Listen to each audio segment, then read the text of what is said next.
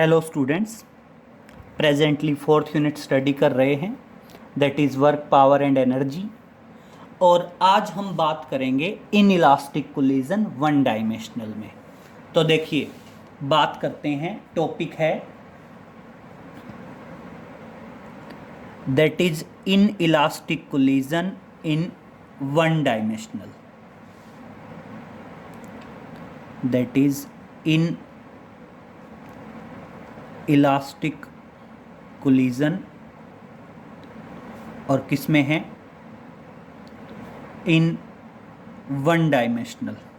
One dimensional का मैं पहले भी बता चुका हूँ कि बिफोर कोलिजन और आफ्टर कोलिजन बॉडी एक ही एक्सिस में मूव कर रही थी, मतलब जो वेलोसिटी की डायरेक्शन है वो डायरेक्शन चेंज नहीं होती।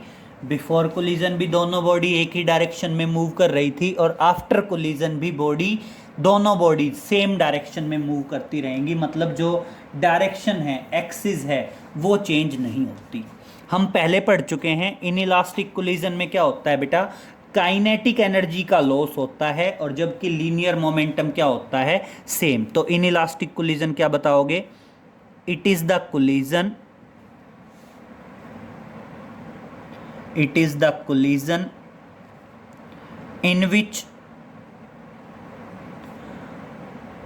loss of kinetic energy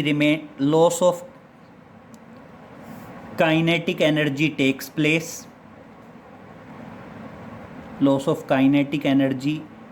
place, and linear momentum remains same, and linear momentum remain same. और इसमें क्या होगा बेटा, आपका लीनियर मोमेंटम तो सेम रहने वाला है, लेकिन आपकी काइनेटिक एनर्जी का क्या हो जाता है, लॉस हो जाता है। क्लियर? तो हम बात कर रहे हैं in elastic collision in one dimensional. ठीक है, तो देखिए, आते हैं इस पॉइंट पे। सबसे पहला पॉइंट क्या है, आप ये मान लीजिए दो बॉडीज हैं। एक बॉडी है जिसका मास है m1 which is moving with velocity u1। Clear? और बेटा ये सेकेंड बॉडी है जिसका मास है m2 and which is at rest, जो कि किस में है, रेस्ट में है। क्लियर? और अब मान लीजिए आफ्टर कोलिजन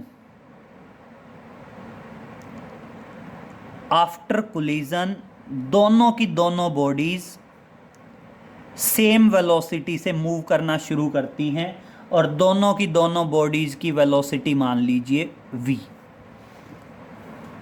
क्लियर? भाई पहली बॉडी जो u1 वेलोसिटी से चल रही थी वो दूसरी बॉडी से टकराती है जो कि किस पे है, रेस्ट पे है। ये स्नैरियो तो क्या है, ये स्नैरियो तो है आपका दैट इज बिफोर कोलिजन।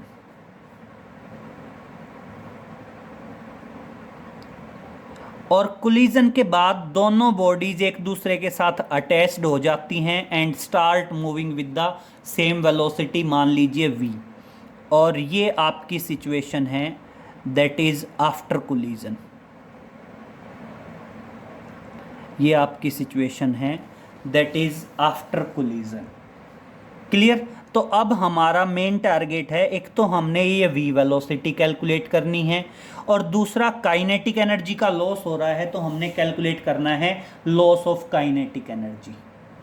तो बेटा इनइलास्टिक कोलिजन में भी लीनियर मोमेंटम तो कांस्टेंट रहता है, तो हम यहीं से चलते हैं। Now linear momentum is conserved, now linear momentum is constant. आपका लीनियर मोमेंटम क्या है, कांस्टेंट है। इसका मतलब क्या है कि linear momentum before collision, linear momentum before collision बराबर होगा किसके, that is linear momentum after collision, that is linear momentum after collision. Clear. तो लीनियर मोमेंटम बिफोर कोलिजन क्या है? लीनियर मोमेंटम क्या होता है? Mass into velocity. तो m1u1 plus m2 into zero. Zero क्यों? क्योंकि बॉडी किस में है? रेस्ट में। And that is m1v plus m2v। और अब देखिए ये ऑटोमेटिक जीरो हो गया, यहां से मैं v कॉमन ले लूं तो इस तरह से जो वेलोसिटी v है वो वेलोसिटी v किसके बराबर आ गई? m1u1 upon m1 plus m2। And that is the velocity of the bodies after the collision. ये दोनों बॉडीज की वेलोसिटी आई, और ये वेलोसिटीज कब आई? आफ्टर द कोलिजन आई। तो दोनों की दोनों बॉडी इसी वेलोसिटी से मूव करेंगी। ठीक है, अब हमने कैलकुलेट करना है लॉस ऑफ काइनेटिक एनर्जी। अब हम बात करेंगे लॉस ऑफ काइनेटिक एनर्जी की। तो सबसे पहली बात हम काइनेटिक एनर्जी निकालेंगे बिफोर कोलिजन। तो देखिए काइनेटिक एनर्जी बिफोर कोलिजन,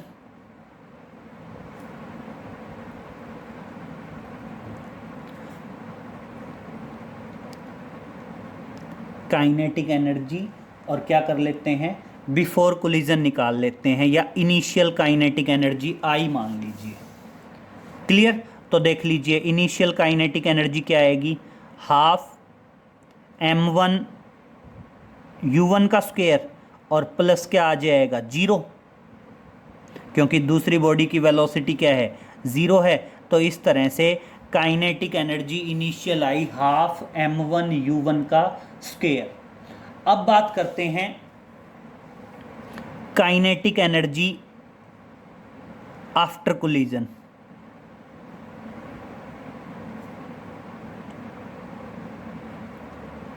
और काइनेटिक एनर्जी आफ्टर कोलिजन क्या आ जाएगी? फाइनल काइनेटिक एनर्जी मान लीजिए उसको, और क्या आएगी?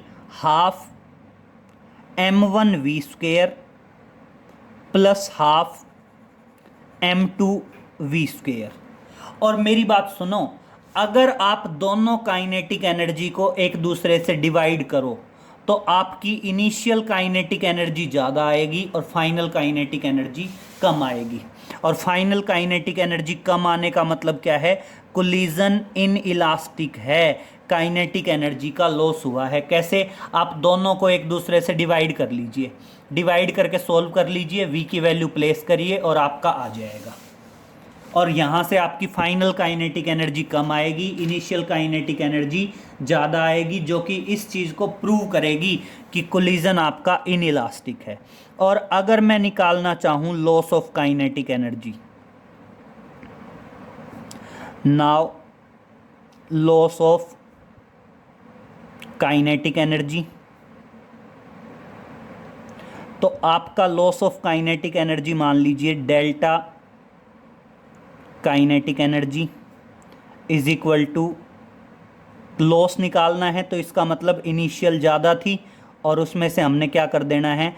काइनेटिक एनर्जी फाइनल घटा देनी है। तो इनिशियल में से फाइनल काइनेटिक एनर्जी अगर हम सब्ट्रैक्ट करते हैं तो वो अपने आप में क्या आ जाएगा? That is loss of kinetic energy आ जाएगा। क्लियर। तो अब यहाँ पे देखिए हम बात करते हैं, वैल्यू पुटअप करते हैं। Loss of kinetic energy delta is equal to initial half m1u1 का स्क्वायर माइनस, दोनों में से मैं v स्क्वायर कॉमन ले रहा हूँ, 1/2 कॉमन, m1 प्लस m2। तो देखना माइनस और क्या आ गया? 1/2 m1 प्लस m2 और इंटू क्या आ गया? v स्क्वायर आ गया।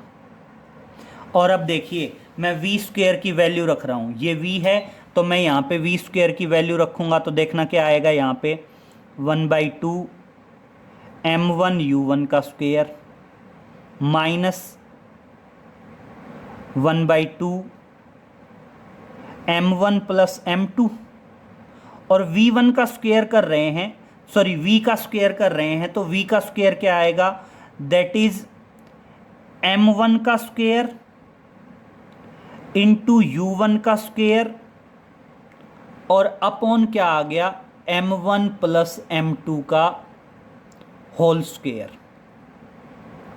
और अब देखिए बेटा होल स्क्वायर है तो m1 प्लस m2 से एक m1 प्लस m2 कैंसिल हो जाएगा, ठीक है। और उसके बाद क्या करना है, जस्ट सिंपल एलसीएम ले लो और सिंपल एलसीएम लेके आप सोल्व करोगे तो आपके पास टोटल काइनेटिक एनर्जी कुछ इस तरह से आएगी, मतलब लॉस ऑफ काइनेटिक एनर्जी कुछ इस तरह से आएगा। देखिए सोल्व करते हैं,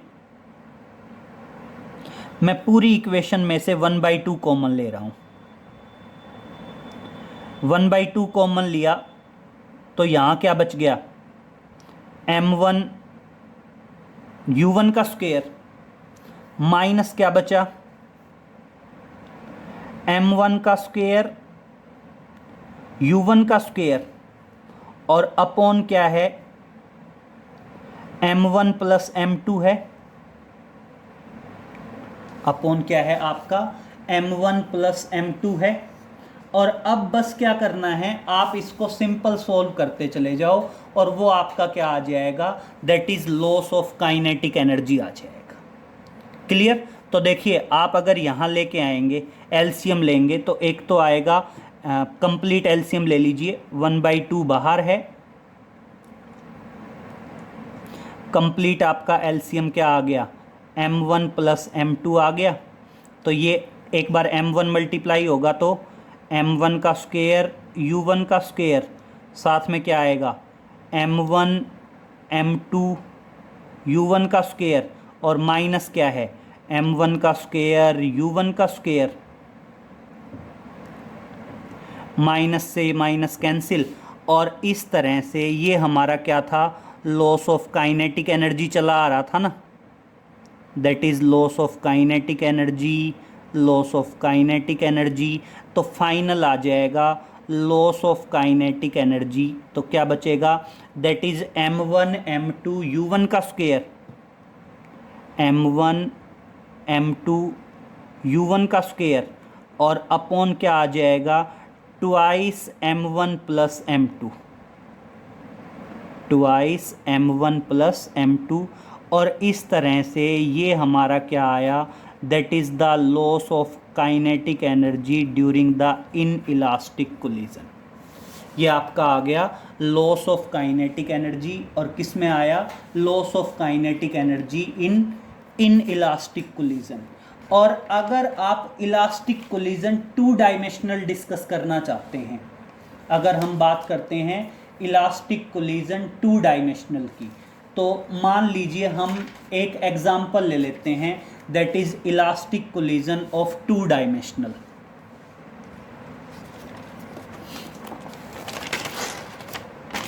या कोई भी सिंपल कोलिजन ले लीजिए, सिंपल कोलिजन इन 2 डायमेंशनल, चाहे वो इलास्टिक हो या इन इलास्टिक हो।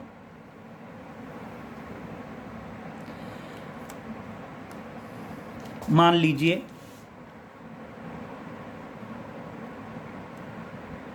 हम एक सिंपल लेते हैं, कोलिजन इन 2 डायमेंशनल। बेटा 2 डायमेंशनल कोलिजन में कुछ नहीं है, हमने एक्सिस का ध्यान रखना पड़ेगा और लीनियर मोमेंटम को थोड़ा सा जस्टिफाई करना पड़ेगा। जो लीनियर मोमेंटम है उस लीनियर मोमेंटम को हमने थोड़ा सा जस्टिफाई करना पड़ेगा। और समझ लीजिए बहुत ध्यान से, मान लीजिए ये कोई बॉडी है जिसका मास है m1, जिसका मास क्या है m1 है, क्लियर। और मान लीजिए ये बॉडी v1 वेलोसिटी के साथ ट्रेवल करके आ रही है, या इसकी वेलोसिटी आप मान लीजिए दैट इज u1, इसकी वेलोसिटी क्या मान लीजिए u1 मान लीजिए। और ये मान लीजिए कि ये x एक्सिस के साथ थीटा 1 एंगल से मूव कर रही है। दो एंगल अज्यूम कर लेते हैं, एक थीटा मान लेते हैं और एक मान लेते हैं फाई। मान लीजिए थीटा 1 एंगल के साथ मूव कर रही है और ये आके टकराती है एक बॉडी के साथ जो कि एट रेस्ट है। मान लीजिए ये बॉडी है M2 और M2 किस में था, M2 जो बॉडी है वो किस में है, रेस्ट में है। क्लियर। और अब सिचुएशन क्या है, मान लीजिए दोनों का कोलिजन हुआ और कोलिजन के बाद कुछ सिनेरियो इस तरह से हो गया। मान लीजिए ये आपकी एक्स एक्सिस थी और कोलिजन के बाद आपकी जो M1 बॉडी है, कोलिजन के बाद मान लीजिए जो आपकी M1 बॉडी है वो M1 बॉडी मान लो V1 वेलोसिटी से ट्रेवल कर गई इधर, और जो आपकी दूसरी बॉडी थी M2 वो मान लीजिए इधर मूव कर गई with velocity V2, making an angle φ1 and φ2 with X axis. तो ये जो सिनेरियो है, ये सिचुएशन तो आप मान लीजिए दैट इज बिफोर कोलिजन, और ये सिचुएशन मान लीजिए दैट इज आफ्टर कोलिजन। और अब चाहे हम इलास्टिक कोलिजन की बात करें चाहे हम बात करते हैं इन इलास्टिक कोलिजन की, उसमें कोई ज़्यादा वेरिएशन नहीं है। अगर हम इलास्टिक कोलिजन की बात करेंगे तो आप काइनेटिक एनर्जी को इक्वेट कर देंगे, और अगर हम इन इलास्टिक कोलिजन की बात करेंगे तो हम सिर्फ और सिर्फ लीनियर मोमेंटम को करेंगे। तो देखिए यहाँ पे क्या आएगा बेटा, हम लीनियर मोमेंटम की बात करते हैं, और लीनियर मोमेंटम क्या होता है बेटा, एक वेक्टर क्वांटिटी है। वेक्टर क्वांटिटी है तो एक्स एक्सिस का कंपैरिजन अलग होगा, वाई एक्सिस का कंपैरिजन अलग होगा। तो यहां पे क्या आएगा, now linear momentum is constant. Linear momentum क्या है, लीनियर मोमेंटम इज कांस्टेंट। तो इसका मतलब लीनियर मोमेंटम बिफोर कोलिजन और आफ्टर कोलिजन इक्वल होगा, और बेटा एक्स एक्सिस और वाई एक्सिस का भी अलग अलग होगा। तो देखिए linear momentum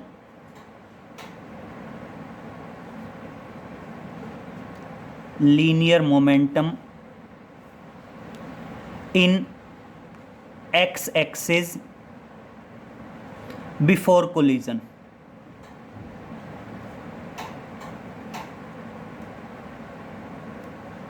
linear momentum x axis का बिफोर कोलिजन बराबर होगा किसके, linear momentum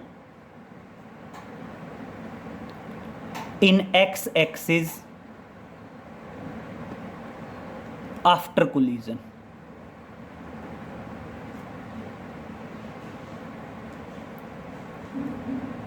linear momentum in x axis after collision. अब समझिए यहां पे सिचुएशन।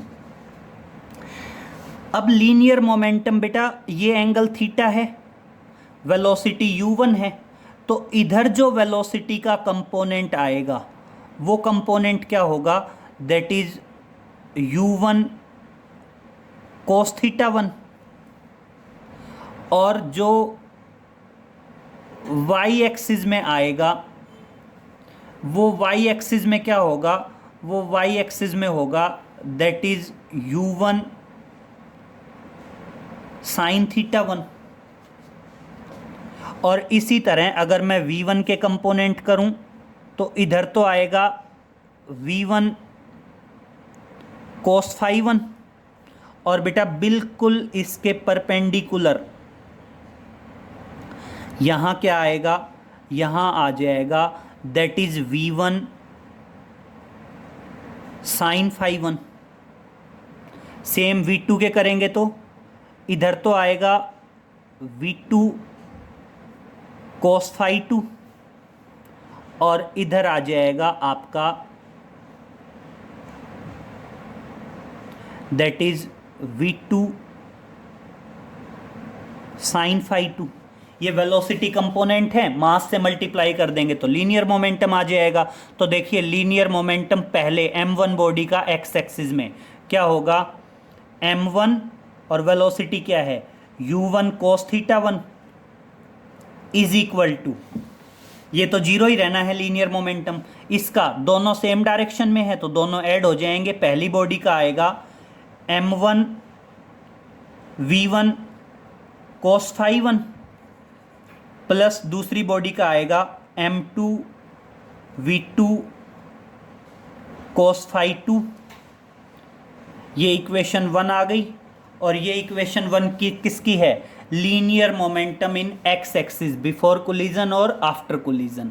सेम वाई एक्सिस की बात करते हैं तो क्या आएगा, linear momentum in y axis before collision, linear momentum in y axis before collision किसके बराबर होगा, that is linear momentum in y axis, linear momentum in y axis after collision.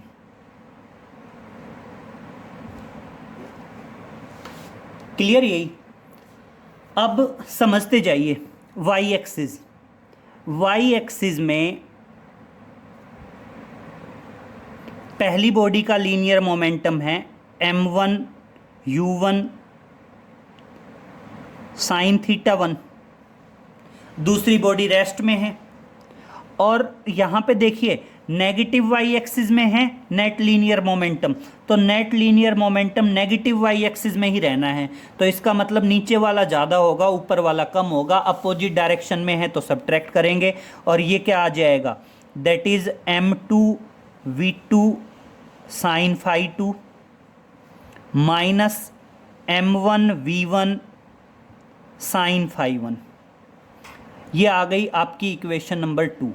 और अब समझिए अगर इनइलास्टिक कोलिजन है तो हम इस तरह से बस एक्स एक्सिस और वाई एक्सिस दोनों के लीनियर मोमेंटम की दो इक्वेशंस बनेंगी, सोल्व करके हम वैल्यू कैलकुलेट करेंगे जो भी कैलकुलेट करना चाहें।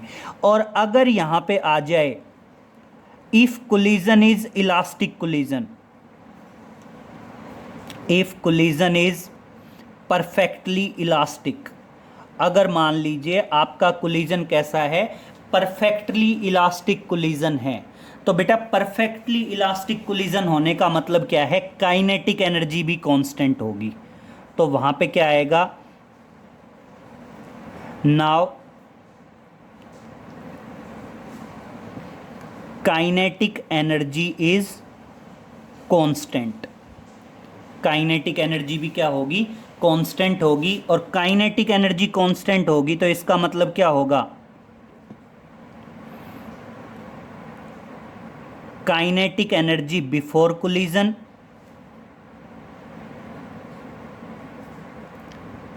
काइनेटिक एनर्जी बिफोर कोलिजन किसके बराबर होगी, that is kinetic energy after collision.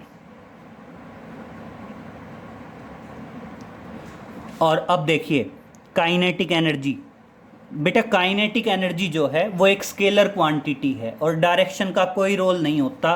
तो पहली बॉडी की वेलोसिटी u1 थी तो देखना क्या आएगा, हाफ m1 u1 का स्क्वायर, दूसरी बॉडी रेस्ट में थी तो काइनेटिक एनर्जी 0, और यहाँ पे पहली बॉडी की वेलोसिटी v1 तो क्या आएगा, m1 v1 का स्क्वायर प्लस दूसरी बॉडी की वेलोसिटी v2 तो m2 v2 का स्क्वायर, और ये आ जाएगी इक्वेशन नंबर 3। क्योंकि बेटा लीनियर मोमेंटम जो है वो एक वेक्टर क्वांटिटी थी, इसलिए हमने एक्स एक्सिस का अलग डील किया, वाई एक्सिस का अलग डील किया। जबकि जो काइनेटिक एनर्जी है वो एक स्केलर क्वांटिटी है, उसमें कोई X axis Y axis direction का कोई रोल ही नहीं है। और यहाँ पे आप लिख देंगे अगर इनइलास्टिक कोलिजन है तो सिर्फ पहली दो इक्वेशन से सॉल्व करना पड़ेगा, और इलास्टिक कोलिजन है तो काइनेटिक एनर्जी को भी ले सकते हैं। तो यहाँ पे क्या आएगा, on solving these equations, on solving these equations we can get the required result. और इन इक्वेशंस को सॉल्व करके जिस रिजल्ट की हमें रिक्वायरमेंट है उस रिजल्ट को हम ऑब्टेन कर सकते हैं। क्लियर? तो इस तरह से ये हमारा टॉपिक कंप्लीट होता है, जिसमें हमने इनइलास्टिक कोलिजन वन डायमेंशनल पढ़ा, और अब हम आए कोलिजन इन टू डायमेंशनल पे। और कोलिजन और इन टू डायमेंशनल में आप ध्यान रखेंगे, चाहे आपका इलास्टिक हो या इनइलास्टिक हो, इनइलास्टिक है तो सिर्फ लीनियर मोमेंटम की इक्वेशंस बनेंगी, और अगर इलास्टिक है तो उसमें हम काइनेटिक एनर्जी की इक्वेशन और बना देंगे। क्लियर? तो इतना कर लेंगे बेटा, बाकी आगे नेक्स्ट हम कुछ न्यूमेरिकल्स वगैरह कैरिड आउट करेंगे। Okay, thank you.